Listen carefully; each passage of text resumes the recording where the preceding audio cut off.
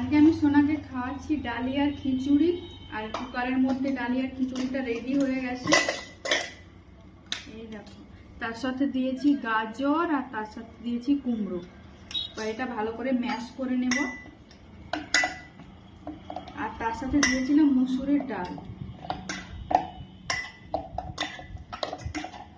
এইভাবে ভালোভাবে ম্যাশ করে নিয়ে